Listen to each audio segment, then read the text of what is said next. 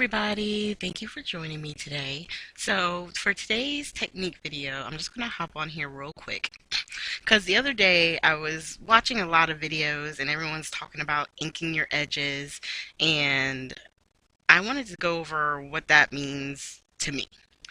So what I've done is I got my Distress Oxides in the tea dye, and there's a couple of different ways that you can um, do your edges. It's either like right on the very edge to where if it's like a white core cardstock, it's hard to see there, but do you see the white line on the edge?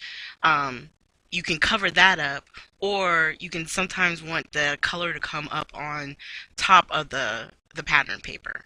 So right there, I was just showing you, see how it's tan? It kind of matches my uh, the skin on my on my hand.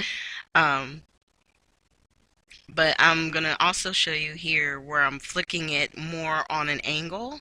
And on the angle, you can see it coming more along the edge of the actual paper. So like if this was a pattern piece of paper, it would give it almost a distressed or aged look, right? Like when you're using the vintage photo, it's a more sharp contrast, whereas with tea dye, I find it to be more of a softer. And on this here, the pattern paper, I'm just going to do the edge real quick. And I'm going to try and hold it up with the white paper so you can kind of see the difference in the color. Um, but that's usually like, it's hard to explain, but there's a lot of the different pattern papers where the core is white.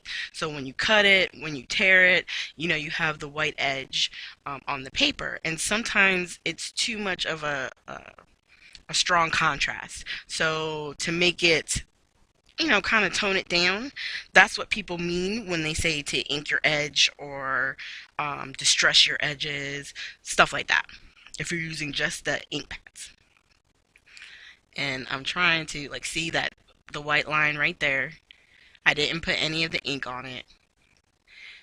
I'm gonna try and hold it up against the black. See how you can see that bright white there?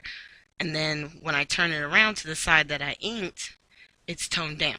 It's not as a sharp contrast between my mat and then the paper itself. And it just gives it a little bit added dimension, a little bit of extra steps to give your card that little something something.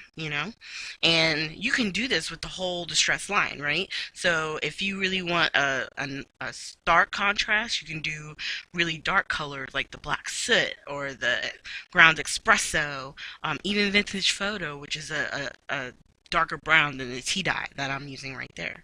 So there are a lot of options when doing that particular distressing technique when it comes to taking care of your edges, okay?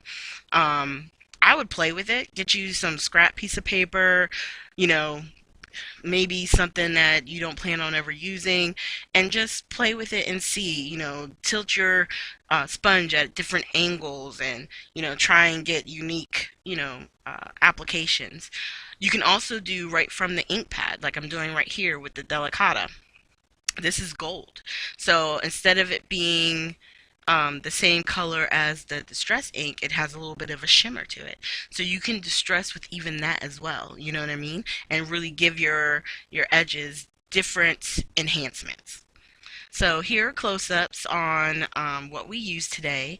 If you guys have any questions on like distressing, using the inks, if you want to see it with regular dye inks, because you can also go around your edges with that as well, not just your distress inks, let me know. Just put a comment down below and I'll see what I can do as far as getting a video together. At the very end, I will have links to previous technique videos, and of course all the links to scrapbooking with me, the .com and the Facebook pages are all listed below. And if you do go shopping, make sure you use my coupon code TT15, where you can get an extra 15% off on anything that's not already on sale. So thanks you guys, and I hope you have a great day.